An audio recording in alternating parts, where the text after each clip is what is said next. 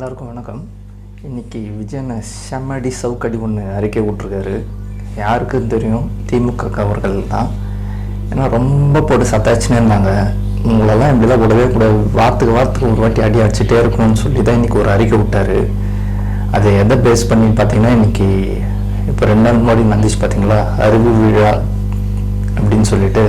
So அதை பற்றி தான் அறிக்கை விட்டுருக்காரு. ஸோ அது சம்மந்தமான கொஸ்டின்ஸும் கேட்டிருக்காரு. அவர் ஒரு லைன் சொல்லியிருப்பார். இப்போ அதுதான் ட்ரெண்டிங்கு. பவள விழா பாப்பா, நீ பாசாங்க காட்டால் ஆகாது பாப்பா, நீ நடிப்பதை பார்த்து நாடே சிரிக்குது பாப்பா. செம்மையாக இதுதான் இப்போ ட்ரெண்டிங்காக போயிட்டுருக்கு. ஏன்னா அப்படி வச்சு செய்கிறாரு. கதறல் சொத்தல் அதிகமாக தான் இருக்குது.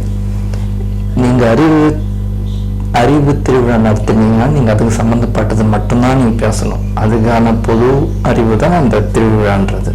நீங்கள் அதை விட்டுட்டு டிவிக்கே சார்ந்த எல்லா விஷயத்தையும் டிவிக்கே போட்டு குறை சொல்லி உங்கள் இதை தான் நீங்கள் வேஸ்ட் பண்ணுறீங்க. அதுதான் கேட்குறாரு. இது அறிவு திருவிழா மேடையா இல்லை அவதூறு மேடையான்னு கேட்குறாரு. அவதூறு திருவிழாவான்னு கேட்குறாரு. கரெக்டு தானே? ஏன்னா சிஎம்மும் சரி, துணை முதலமைச்சரும் சரி, சுத்திக்கிறவங்களும் சரி, எல்லாருமே டிவிக்கே பற்றி தான் அவங்க பேசுறது. ஸோ அது பேசி ஒரு யூஸும் இல்லை. ஸோ அது எங்களுக்கு மைலேஜ் தான். அவர் இன்னொன்று சொல்லியிருக்காரு அந்த அறிக்கையில், நாங்கள் இன்னும் ரொம்ப டீப்பாக நாங்கள் பேசவே இல்லை, இப்போ தான் சும்மா லைட்டாக தான் பேசியிருக்கோம், அதுக்கே இவ்வளோ விமர்சனம் பண்ணுறீங்க, இவ்வளோ கோவப்படுறீங்க, இவ்வளோ அவதூறு பரப்புறீங்க, அப்போ இன்னும் ஸ்ட்ராங்காக நாங்கள் இன்னும் நோண்டி எடுத்தோம்னா நீங்களாம் என்ன ஆகுங்கன்னு கேட்டிருக்காரு. கரெக்டு தானே? சும்மா லேசாக ஒரு 2 தட்டி தான் பேசுனாரு. இன்னும் டீப்பாக இறங்கிடுச்சேன்னா வாங்க இவங்களாம் அப்படின்னு தெரியல. அதுவும் இல்லாத இதில் என்ன சொல்லியிருக்காருன்னா, 1969 ஃபஸ்ட்டு இருந்த ஊழல் பண்ணி போய் பிரச்சாரம் பண்ணி இவ்வளோ அவதூறுகளை பரப்பி தான் ஆட்சி நடத்திருந்தீங்க.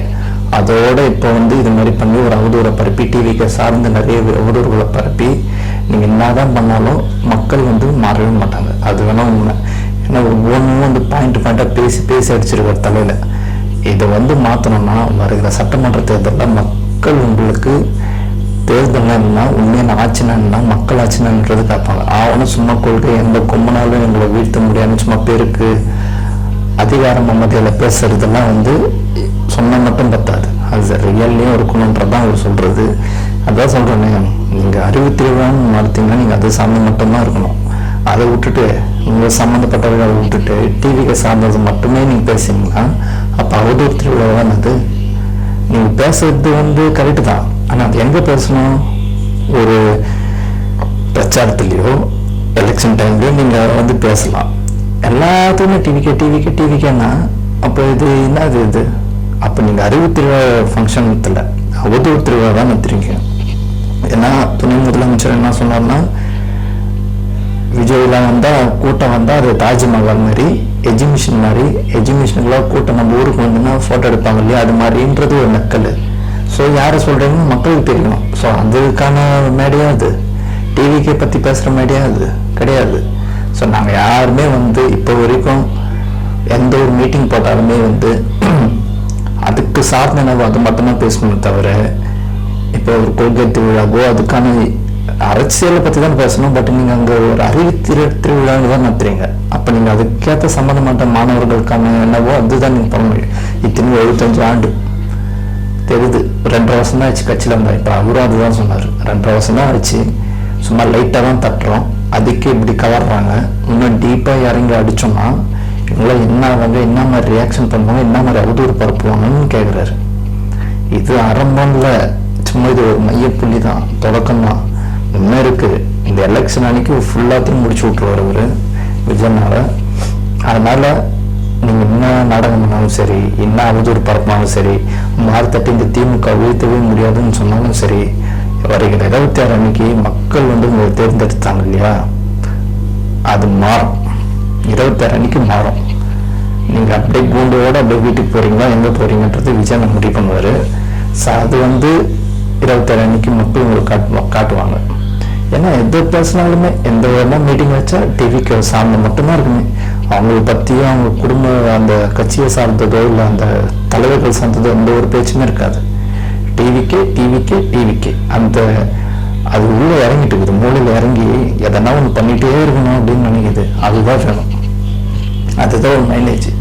விஜயனமா தான் சொல்கிறாரு, உங்களுக்கு உங்கள் மீட்டிங் முக்கியம் கிடையாது, தமிழக வெற்றி கழகத்தை எப்படி க்ளோஸ் பண்ணணும், என்ன ஒரு பரப்பி மக்கள்கிட்ட போய் சேர்க்கணுன்றதை நீங்கள் யோசிக்கிறீங்க. அது நடக்கவே நடக்காது. மக்கள் பார்க்குறாங்க, நீங்கள் என்னென்ன பொய் சொல்கிறீங்களோ அவதூறு சொல்கிறீங்களோ எல்லாமே மக்கள் உங்களுக்கு 26 புரிய வைப்பாங்க.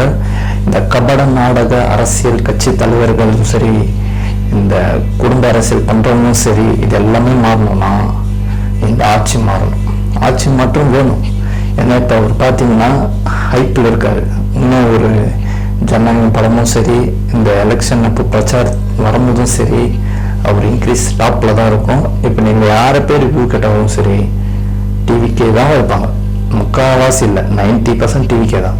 சரிங்களா? அந்த 10% ஏன் சொல்லணும்னா ஒரு மாதிரி இருக்கும் இல்லையா, அதெல்லாம் நம்ம கணக்கெடுக்க முடியாது. அதனால இது கண்டிப்பாக மாறும். விஜயனோட அறிக்கை சவுக்கட்டி அடிச்சிருக்காரு. இந்த அறிக்கை தான் இப்போ ட்ரெண்டிங்காக இருக்கு நியூஸில்.